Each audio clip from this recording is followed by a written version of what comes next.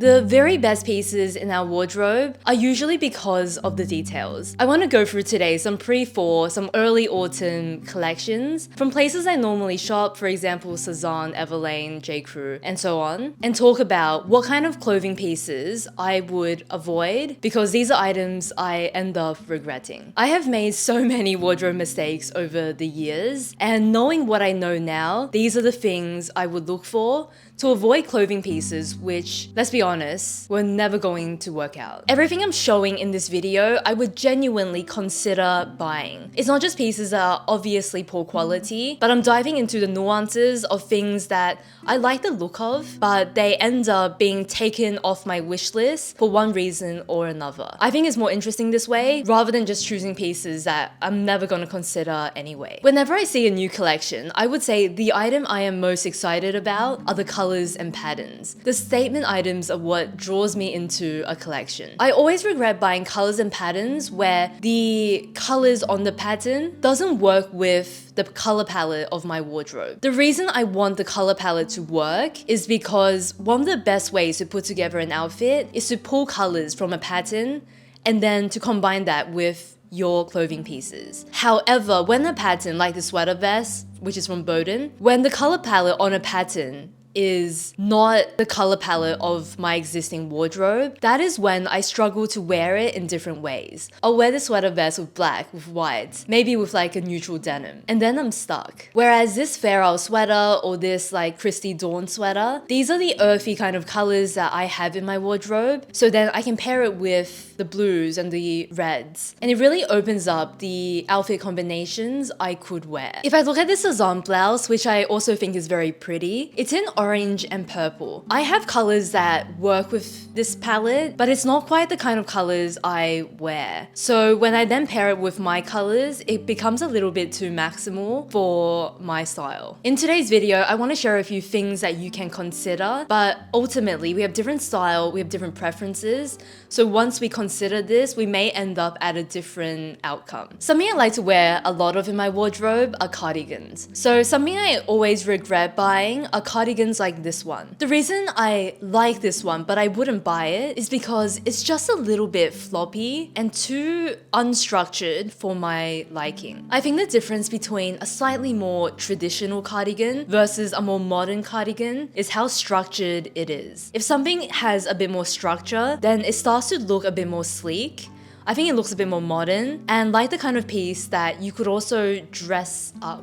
Whereas a traditional softer cardigan, I think definitely leans more cozy, more casual. So if I was looking at a cardigan and I wanted to wear it open, I wanted to sometimes wear it as a light jacket, I'll go for something like this. If you like the traditional look of a cardigan, I would say these ones from Anniversaries and COS have the traditional look, but they're just using a slightly coarser wool, so it gives the knit more shape on its own. Thin cardigans tend to show excess fabric on the inside. So if you have a bigger sleeve somewhere, if you have a little bit more material on the arms, it kind of all shows through. Whereas with a structured cardigan, you don't have that problem. My mom used to have a lot of these soft cardigans that she would wear as a jacket. And you know, she was telling me sometimes they feel a little bit frumpy, not quite right for work. And then I got her into the Cezanne, Betty, and cardigans that were just more structured. And I honestly feel like it solved her problems because she wants to be casual and comfortable, but she also wants the cardigan to look a little bit smarter, more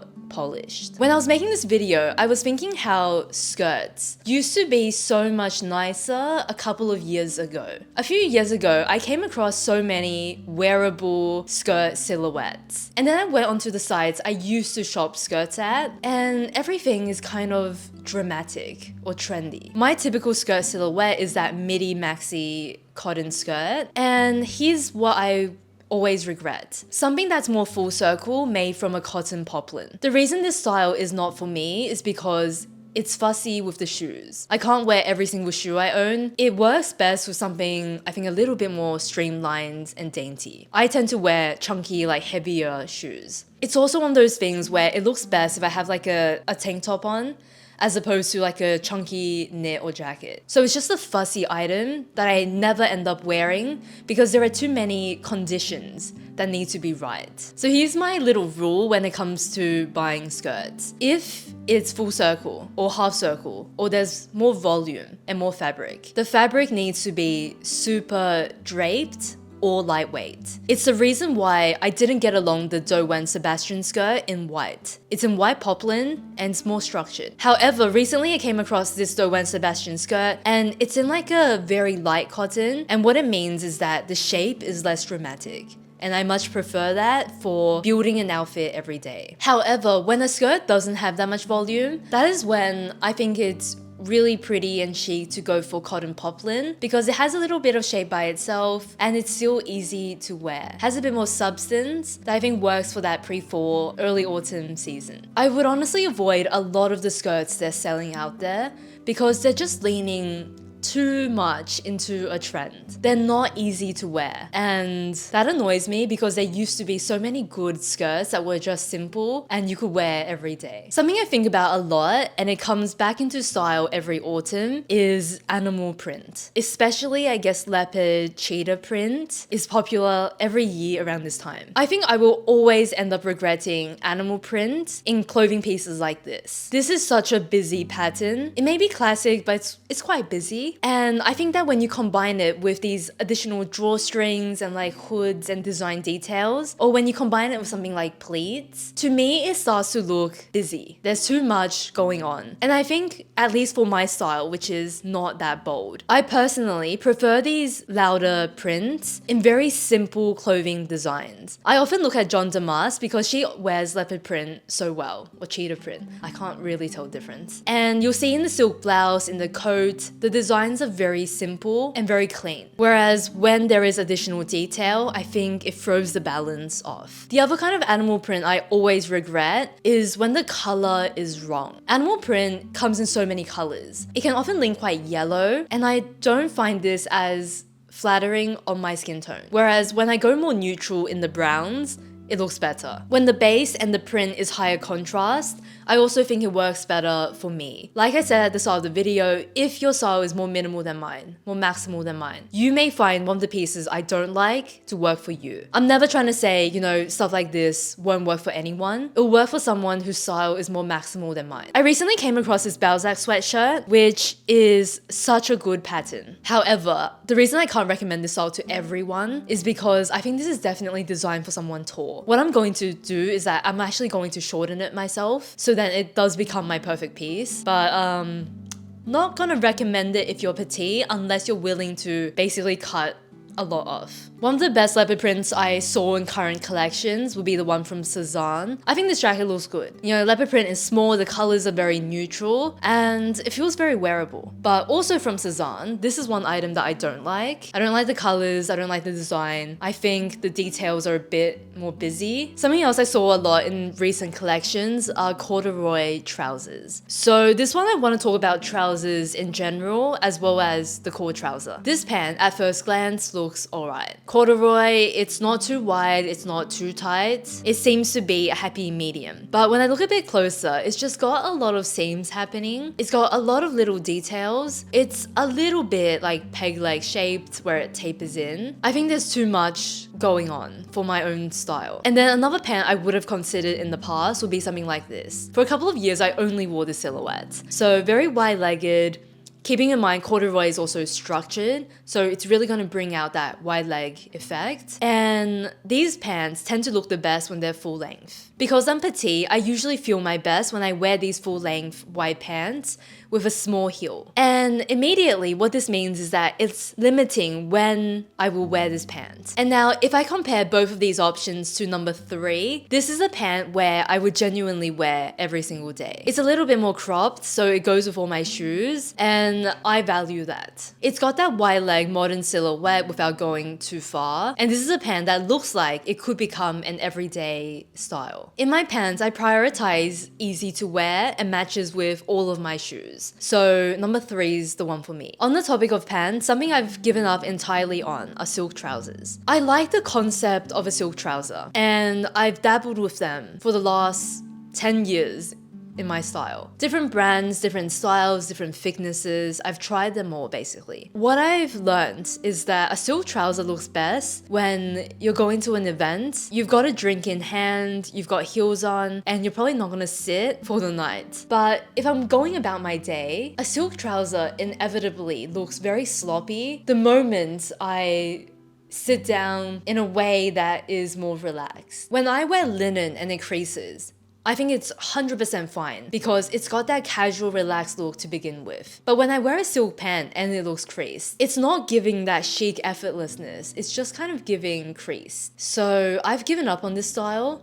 It doesn't really work for me. I would also say that at the start when I was experimenting with silk pants, they were made a bit better, like 10 years ago. I would say nowadays, I see a lot of silk pants that are very flimsy, very lightweight. So I also need to be like wearing the right underwear to make sure no lines are showing. They often have like a bit of static cling because they're just so light. It's not worth it to me anymore. This is an example where if you love the look, I would prefer a synthetic or a viscose that drapes really, really well and is a bit heavier versus a super thin, lightweight silk pant that kind of clings to the body and is just gonna wrinkle too much. My home at the moment is literally half packed in boxes around me. When I was doing my first declutter of my declutters last year, something I can confidently say is that yes, it's possible to have too many basics. The general thing we hear is that, oh, you can never have too many basics, you'll wear them all the time. But no, I think it's possible to have too many basics. You need one good black cardigan. You need a couple of t-shirts to rotate through. You need one really good pair of blue jeans and then maybe one really good pair of like different colored jeans. And then if you wear jeans every day, you can change that number to what works for you. But I think once we hit numbers that are much larger than what we need, firstly, it gives me decision fatigue. But secondly, when I continue to add this type of item into my wardrobe, it's no longer doing anything. It's no longer elevating, it's no longer needed, and that money can be better spent. That money could, of course, and sensibly be saved. But if you were hoping to elevate your wardrobe, I would spend it on items that are just the next level up. A good example is a plain cashmere sweater or cardigan. I think once you have one plain one, you're good to go. They more or less are the same. I would then look at something like this stripe one, which I'm completely in love with. I think the colors on these stripes are so fun, and adding this to my wardrobe would make a much bigger difference than adding another gray or taupe or black cardigan. I always need to remind myself that the only difference between my basic and the basic at the store is that my one has a little bit of wear and tear, has been well loved. It just needs a bit of a depilling, it just needs a good steam, and it's as good as new. I'd much rather spend my money on something that genuinely makes a difference, is going to look different, is going to give me more outfits. It would mean instead of just repeating the same basics, choosing something that is going to elevate more. Something I see often in pre-fall collections are these knitted tops. They've usually got buttons down the front, they're more form-fitting with some kind of collar. I'm talking about all tops that have the collar, the buttons, the fitted shape, and the more feminine details. I have had these tops in my wardrobe and I never end up wearing them. And I've never been able to put my finger on why until now as I'm making this video. What it is for me is that if clothing has more feminine details or has a feminine look, I always prefer it to be combined with a more relaxed or modern silhouette. I like that mix between something being quite feminine, but at the same time, either it feels more modern or more minimal somewhere in the design. If I'm going for a fitted knit like these options, I prefer it to be simple and to look modern. And then if I'm going for very feminine pieces, I prefer the silhouette to be more relaxed, so there is a balance. My sole words I always talk about are kind of feminine, modern, playful.